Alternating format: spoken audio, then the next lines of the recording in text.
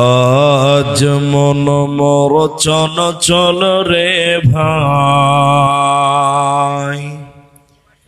ঝরে দুটি আখি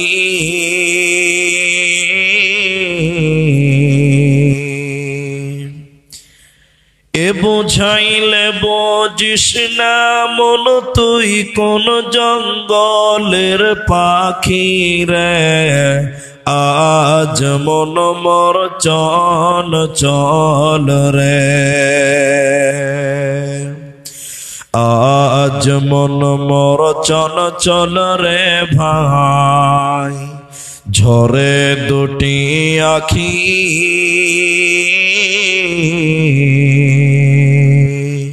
এ বুঝাইলে বুঝিস না মন তুই কোন জঙ্গলের পাখি রে।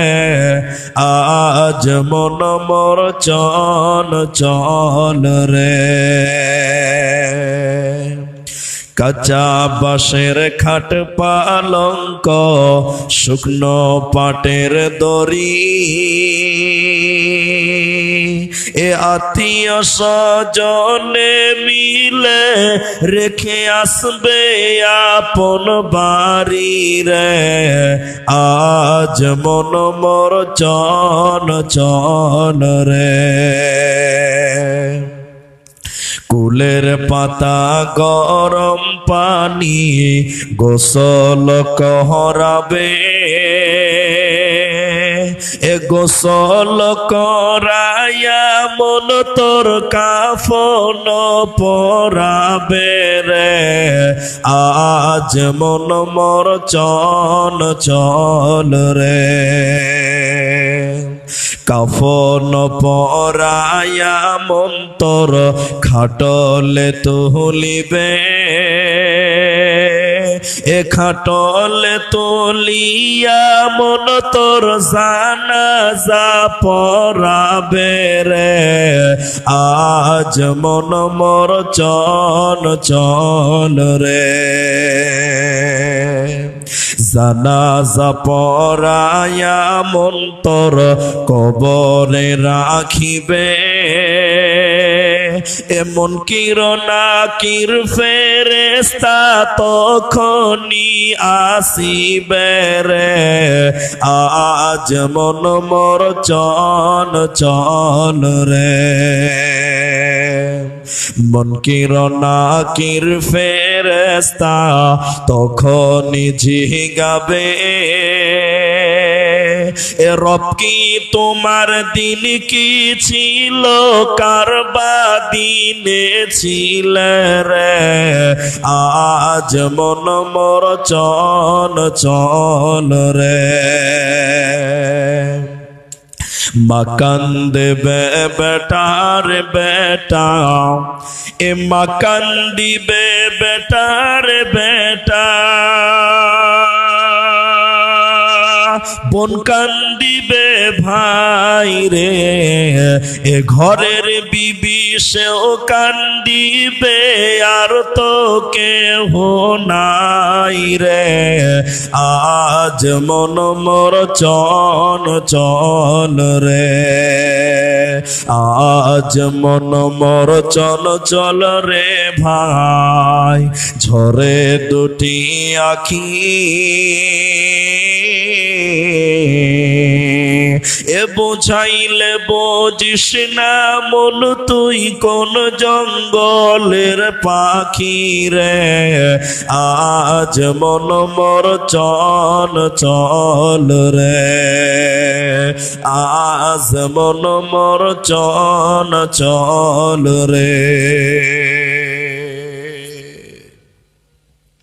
শ্রদ্ধেয় সম্মানীয় চলমান সভার সুযোগ্য সভাপতি, স্টেজে ওলামায়ে কেরাম, অতিথিবৃন্দ, সামনে বসে থাকা দিনদার ইমানদার মুমিন ভাই সকল, দোয়ার কান্টারি মুরব্বী সমাজ, স্নেহের কচি কাঁচা, পর্দার অন্তরালে বসে থাকা মমিনা সলেহা মা ও বোনেরা, প্রাণ প্রিয় চণ্ডীপুরবাসী, হরিশ্চন্দ্রপুর মালদাবাসী, সর্বাগ্রিসে সে মহান আল্লাহ তাবারাক ওয়া তাআলার প্রশংসা জ্ঞাপন করি যে আল্লাহ তাবারাক ওয়া তাআলা আমাদেরকে এক মসজিদ কেন্দ্রিক আয়োজিত মাহফিলে বসিয়ে কোরআন এবং হাদিসের আলোচনা করার, আপনাদের শ্রবণ করার যিনি তৌফিক এনায়াত করেছেন, সেই মহান মনিবের দরবারে শুকরিয়া আদায় করি।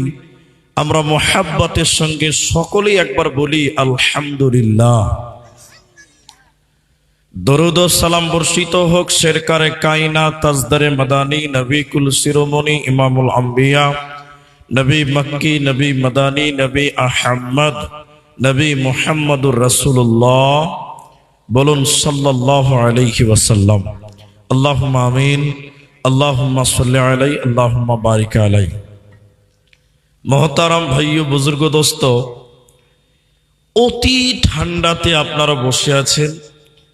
আমি চাইবো না যে আপনার বসে থাকাটা বৃথা যাক। আপনি যদি 10 মিনিট শুনেন তো যেন আপনার কাজ লাগে, এরকম কিছু কথা বলবো। আপনারা খালি মন মানসিকতাটা একটু মজবুত করেন। তা আমি আপনাদের একটা বিষয় কেন্দ্রিক কথা বলবো, ইনশাআল্লাহ। আলাইহি তাওয়াক্কালতু ওয়া ইলাইহি উনীব।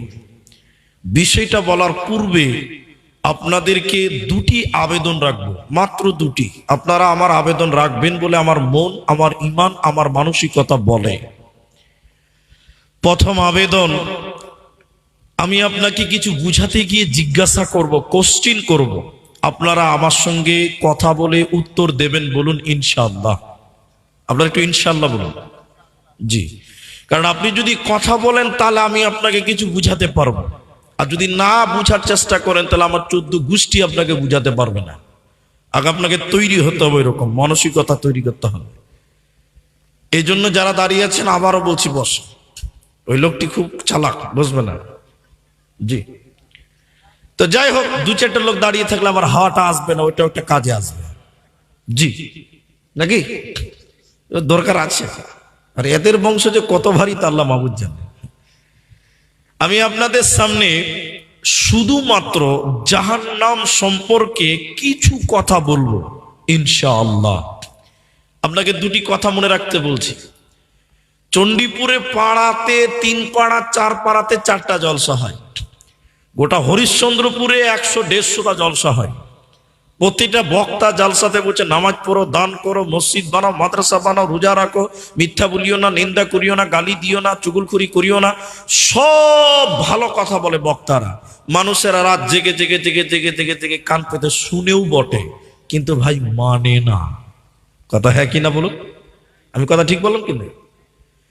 এটা মূর্খ, একটা মূর্খ লোককে যদি একটা কথা বারবার বারংবার বলা যায়, একটা সময় দেখবেন বিরক্ত হয়ে কথাটা শুনবে না। এতবার বলছে যখন করেই দেখি। তা আপনাদের মতন কিছু শ্রোতা যাদেরকে বারবার বলা হয়, বারংবার বলা হয় তোমরা নামাজ পড়ো, দান করো, নামাজ পড়ো, মসজিদ যাও, যেছে না, বিরক্ত হয়েও যায় না। কেন যায় না ভাই? ও কি পাগল? ও কি পাগল? জি না, ও পাগল নয়। বিবেক আছে, দুনিয়া বুঝে, সংসার বুঝে, সব বুঝে, তো তাও যায় না যে বারবার বলছে, শুনছে, তারপরে মানে না। কেন? না মানার 42টা কারণ আছে। তার মধ্যে মৌলিকভাবে উল্লেখযোগ্য একটা কারণ হলো মানুষের ভিতরে আল্লাহর জাহান্নামের ভয় নাই। আপনি হ্যাঁ না বলবেন কিনা বলুন? কারণ যতক্ষণ পর্যন্ত মানুষের ভিতরে আল্লাহর জাহান্নামের ভয় না আসবে, ততক্ষণ পর্যন্ত একটা লোক ইবাদত করবে না, করলেও ইবাদতে মনোযোগে আসবে না। দেখবেন কিছু কিছু মুসল্লি আছে, দেখবেন নামাজ পড়তে পড়তে এই চুলকাবে, ওই চুলকাবে, এই করবে, সে করবে, ধীর স্থির নাই। আছে না নাই বলুন? আছে না?